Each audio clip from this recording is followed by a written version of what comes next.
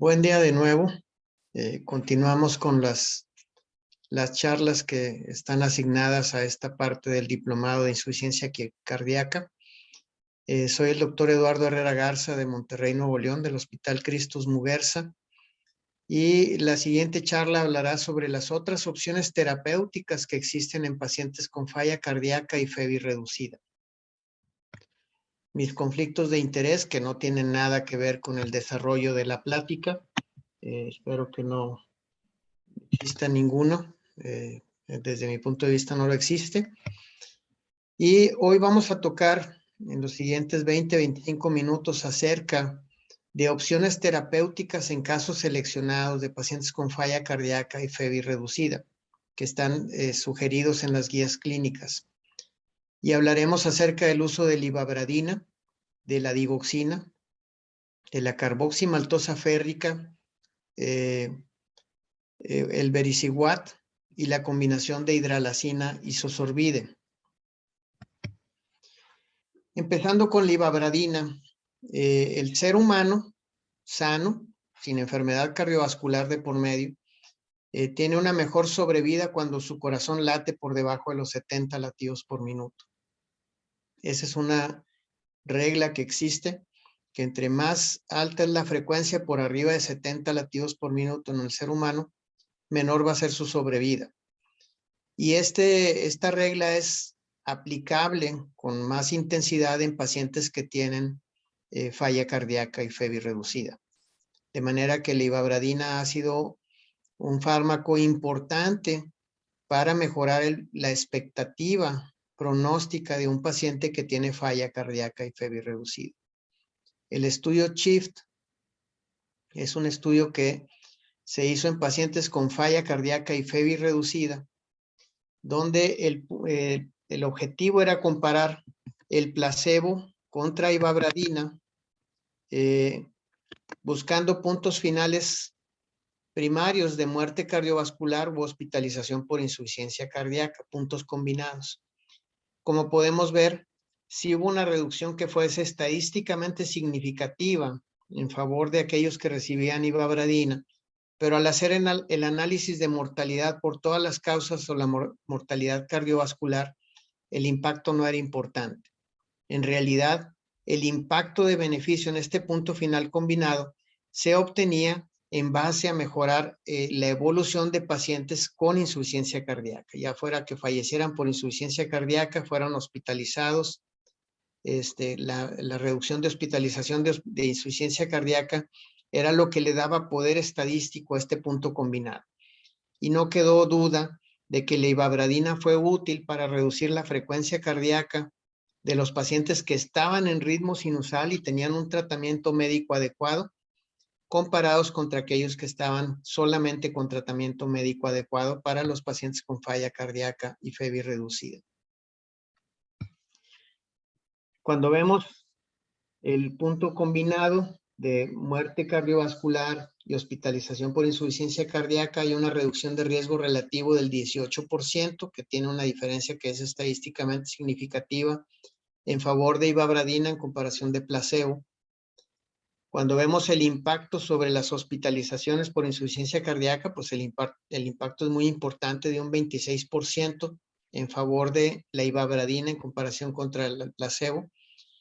Y cuando analizamos el impacto sobre la mortalidad, pues es de un 9% de reducción de riesgo relativo, y aquí la P no tiene valor significativo. Entonces la reducción o el impacto de la ivabradina es hacia reducir hospitalizaciones, por lo cual no tiene indicación clase 1 en las guías y es una indicación clase 2.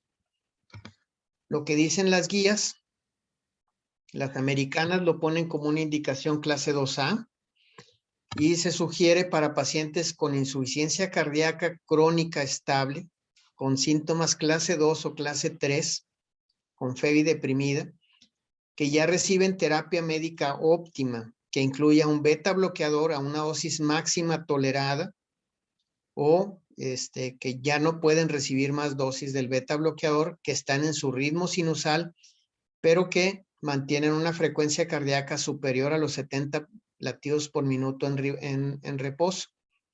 Y el objetivo es reducir hospitalizaciones predominantemente, aunque también el punto combinado de muerte cardiovascular y hospitalizaciones.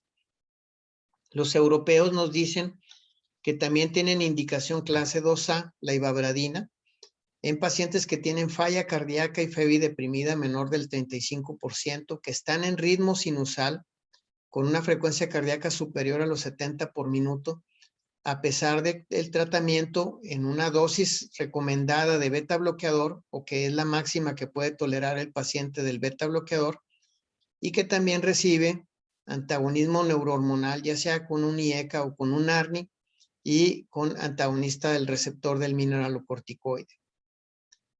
En otro rubro, aparece que la ivabradina puede ser considerada en pacientes sintomáticos con FEI menor al 35%, que están en ritmo sinusal con una frecuencia cardíaca mayor a 70 latidos por minuto, que no pueden tolerar beta bloqueador o que tienen contraindicaciones para reducirlo, y la intención es reducir predominantemente las hospitalizaciones cardiovasculares. Claro que siempre hay que acompañarlo de antagonismo neurohormonal, sea con un IECA, con un ARNI y con un antagonista de los mineralocorticoides. Las guías europeas lo ubican para pacientes, como lo habíamos dicho, que a pesar del beta bloqueador o aquellos que no pueden tolerar beta bloqueador, mantengan una frecuencia cardíaca de 70 latidos por minuto, pero que ya tengan terapia médica óptima de base. En cuanto a la digoxina, en pacientes con falla cardíaca y FEBI reducida, el estudio DITCH habla sobre esto. El estudio DITCH fue publicado en antes de 1980. Y el estudio DITCH pues randomizó pacientes con FEBI baja, FEBI ligeramente reducida para como está el concepto actual, y algunos incluso con FEBI mayor del 45%. Entonces había algunos problemas con el diseño del estudio. Recordemos que cuando fue hecho el estudio DITCH, el tratamiento recomendado en ese entonces era digoxina, diuréticos, y empezaban los inhibidores de la ECA. Así que no estaban los 4 fantásticos de los cuales disponemos ahora. Pero lo importante es que el estudio DITCH demostró una reducción en hospitalizaciones sin efecto sobre la mortalidad. La digoxina no mejora la mortalidad. Sí puede reducir hospitalizaciones, pero no mortalidad. Más o menos a las épocas de la publicación del DITCH, se publicaron los resultados del PROVE y del RADIANCE, que probaban que cuando se suspendía la digoxina en pacientes que estaban en ritmo sinusal y tenían FEBI cardíaca, falla cardíaca con FEBI reducida, el problema es que la suspensión de la digoxina se asociaba a descompensaciones del estatus de la falla cardíaca, con más hospitalizaciones tras la suspensión de la digoxina. Por eso yo les suelo decir a los residentes, si vas a usar digoxina en pacientes con falla cardíaca y FEBI reducida, piénsalo 2 veces. Pero si el paciente está estable y estás pensando en suspender la digoxina, piénsalo 3 veces, porque es más fácil que descompenses aún más al paciente cuando suspendes la digoxina que el beneficio que le vas a dar cuando le empiezas a utilizar. Cuando analizamos las curvas de sobrevida del DITCH, pues queda claro que no hay beneficios en términos de mortalidad.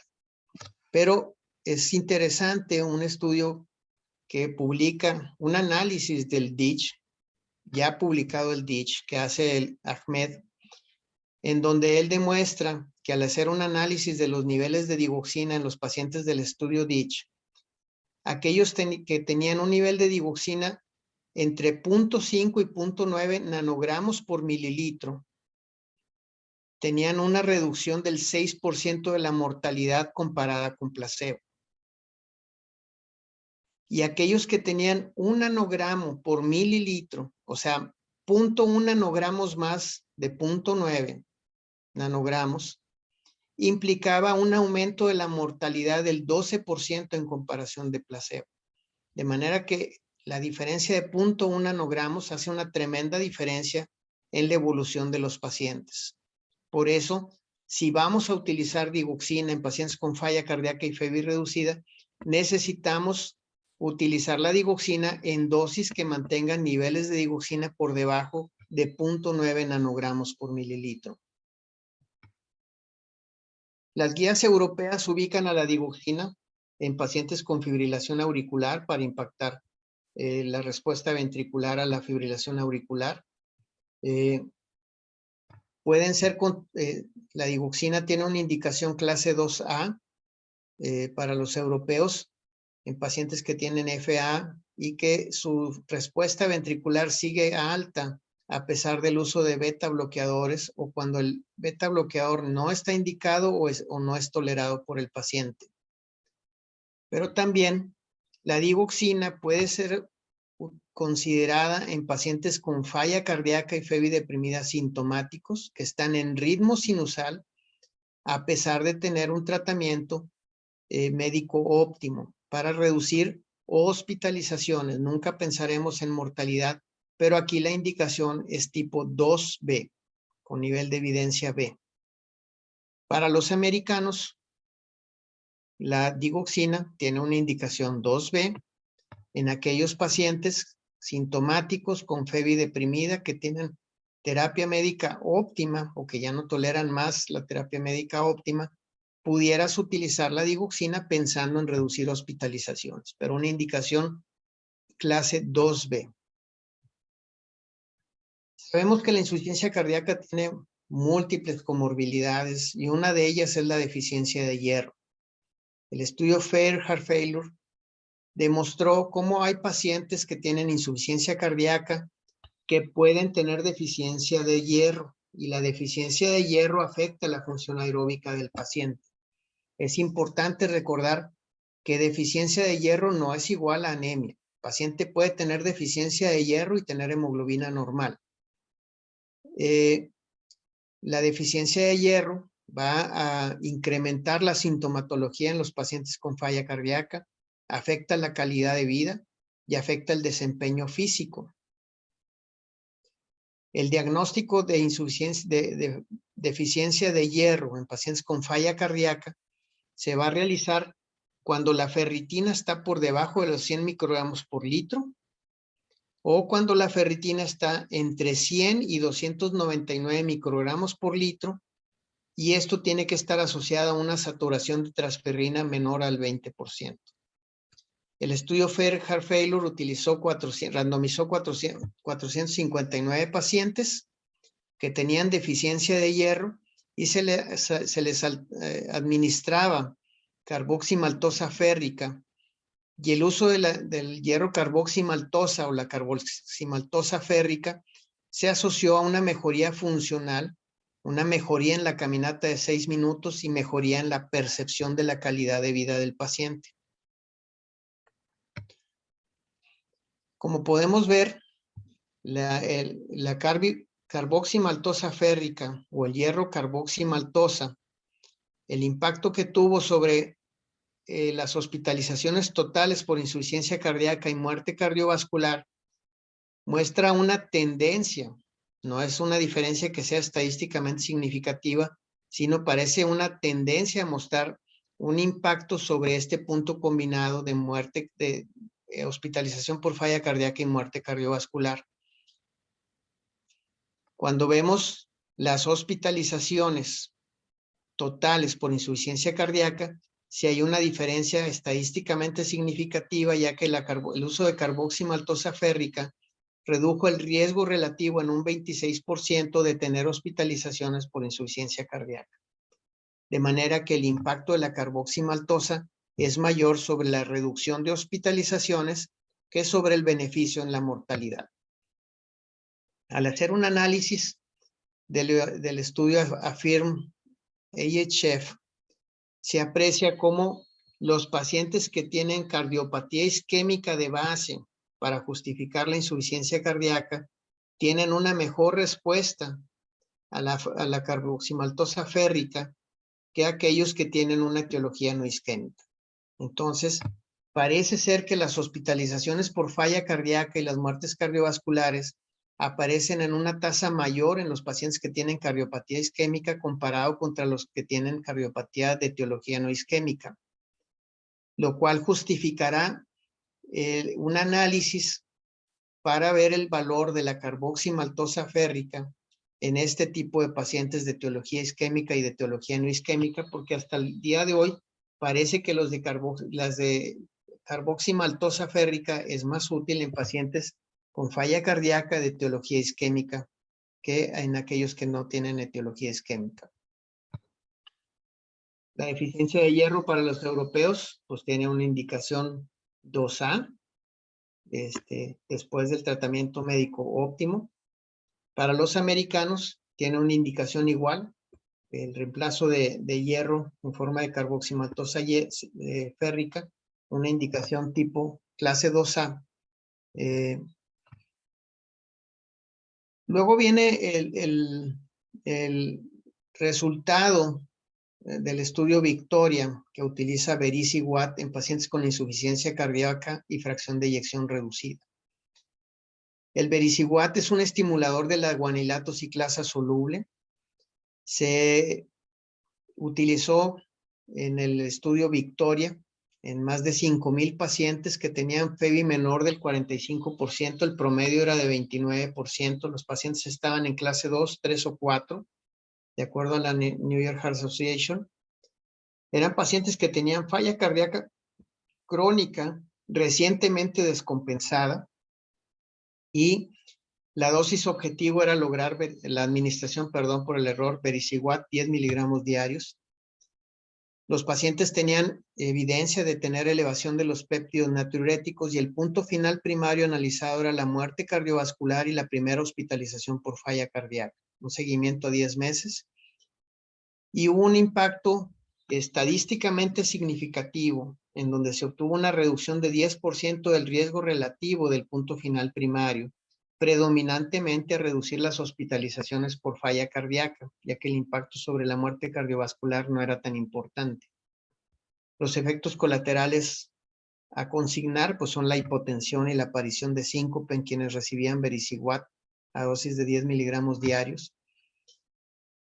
Y como pueden observar en estas curvas de sobrevida, pues hay una reducción del riesgo relativo del punto final primario del 10%, en donde el impacto sobre la mortalidad pues es un poco marginal, una reducción de riesgo relativo del 7%, pero el impacto sobre la hospitalización es un poquito mejor con del 10% y hay una diferencia que es estadísticamente significativa. De manera que el Vericiguat causó beneficio a partir del tercer mes de tratamiento. Hay una reducción absoluta de 4 eventos por 100 pacientes año, donde el número necesario a tratar con Vericiguat es de 24 para evitar un punto final primario. Un punto importante de aclarar es que los pacientes que estaban en el estudio Victoria eran pacientes más graves que los pacientes randomizados en Paradigm y DAPA Heart Failure. El resultado es encontrar una reducción clara en las hospitalizaciones por falla cardíaca y el impacto sobre la mortalidad fue un poco menor. Es necesario aclarar que la coexistencia de tratamiento entre ISGLT2 y Vericiguat de forma concomitante fue baja en el estudio. También es importante aclarar que la mejoría en la producción de GMP cíclico con el uso de Vericiguat solo lo apreciamos con el Vericiguat, no se logra al utilizar nitratos ni inhibidores de la fosfodiesterasa. ¿Qué nos dicen las guías? Bueno, las guías americanas nos dicen que el Vericiguat tiene una indicación 2B en pacientes seleccionados de alto riesgo que tienen insuficiencia cardíaca con FEBI deprimida y tienen una descompensación reciente de su insuficiencia cardíaca, que ya están en tratamiento médico óptimo, y el adicionar el Vericiguat puede ser utilizado con la finalidad de reducir hospitalizaciones y muerte cardiovascular, pero pensando más en las hospitalizaciones. Los europeos nos dicen que el Vericiguat puede ser considerado en pacientes en clase funcional 2 a 4, que han tenido una descompensación de su falla cardíaca y que están en tratamiento médico óptimo, ya sea con un IECA o un ARNI, un beta bloqueador y un antagonista de la aldosterona, para reducir el riesgo de hospitalización o mortalidad, pero generalmente pensaremos, como lo he dicho ya varias veces, en hospitalizaciones. Este punto es importante. Hubo una menor respuesta en los pacientes que tenían niveles más elevados de NT-proBNP en comparación con pacientes que tenían menos expresión de NT-proBNP, lo cual nos hace necesario pensar que Vericiguat no debemos de utilizarlo como el último recurso en pacientes que están en una falla cardíaca terminal. Hay que pensarlo para pacientes que se descompensan en terapia médica óptima, con los 4 fantásticos, ¿sí? Preferentemente con dosis, aunque sean bajas, pero que ya estén los 4 fantásticos establecidos.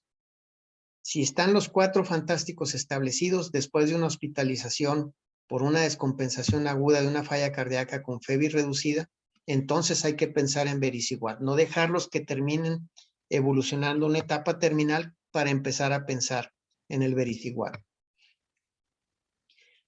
La hidralacina y el dinitrato isosorbide son indicación 2B para los europeos en casos de pacientes que tienen falla cardíaca con FEBI reducida sintomáticos que no pueden tolerar un IECA, un ARA o un ARNI o que estén contraindicados con la finalidad de reducir el riesgo de muerte. Para los americanos es una indicación 1A para pacientes que se autoidentifican como afroamericanos, que están en clase funcional 3 o 4, que tienen fracción de eyección deprimida y que ya están en terapia médica óptima. Se puede utilizar la combinación de dinitrato e isosorbide para mejorar síntomas y reducir morbilidad y mortalidad. También es necesario recordar que la hidralacina es considerada para su uso en pacientes embarazadas que tienen insuficiencia cardíaca.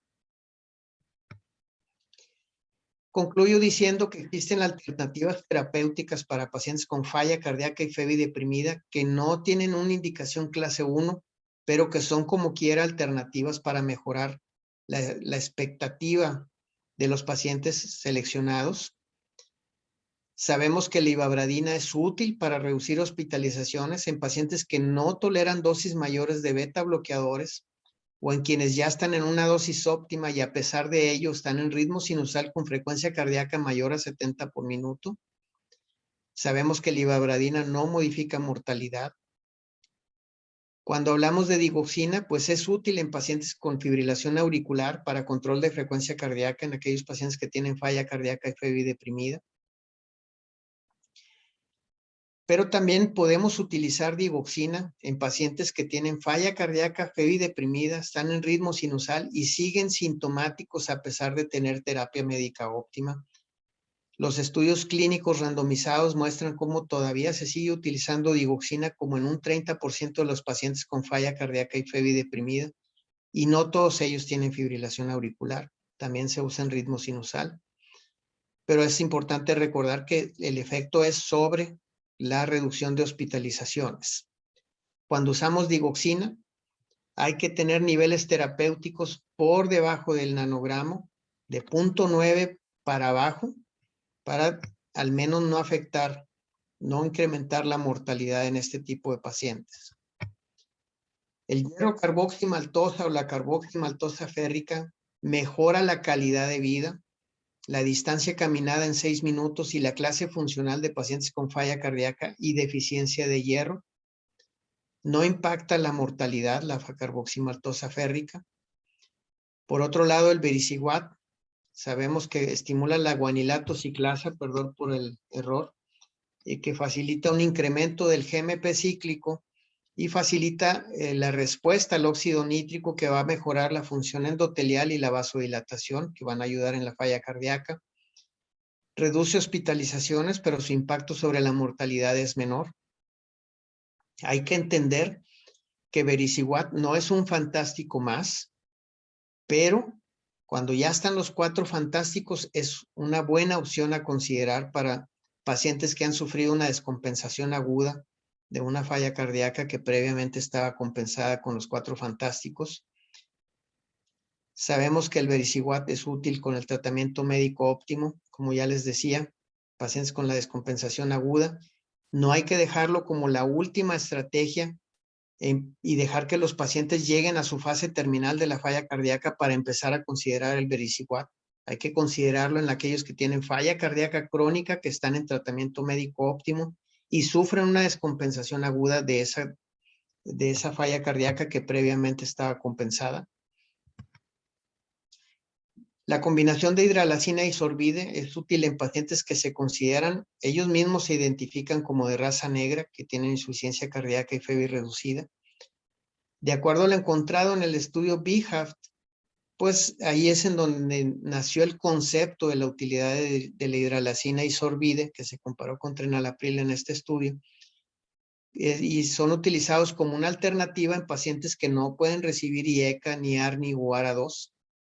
Y sabemos que la hidralazina es una opción para pacientes con falla cardíaca, fiebre reducida y embarazo, en donde no puedes utilizar la terapia convencional de la falla cardíaca por el riesgo de daño al producto. Con esto yo concluyo. Muchísimas gracias. Espero que haya sido de interés la presente charla. Buen día y que la pasen muy bien.